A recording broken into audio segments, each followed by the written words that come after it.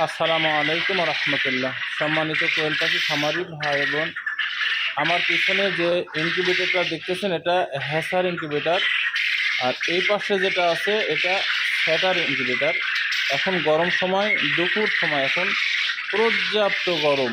ইনকিউবেটরের তাপমাত্রা এত বেশি হয়ে যাচ্ছে, ওপরে আবার টিন রয়েছে, তো এত বেশি হয়ে যাচ্ছে। এই তাপমাত্রা যদি এই ইনকিউবেটরে এ পর্যায়ে থেকে যায় বা রাখা যায়, তাহলে ডিম সিদ্ধ হয়ে যাবে, অথবা ডিমের ভিতরে হ্যাঁচা চলতেছে, এর ভিতরে বাচ্চা সব মারা যাবে, নষ্ট হয়ে যাবে, স্ট্রোক করবে। তো এই থেকে কিছুটা নিয়ন্ত্রণ আনার জন্য, অর্থাৎ এই গরম থেকে ইনকিউবেটরকে কিছু নিয়ন্ত্রণে আনার জন্য যেসব কৌশল পদ্ধতি ব্যবহার করছি সেগুলো কিছুটা আমি দেখাবো।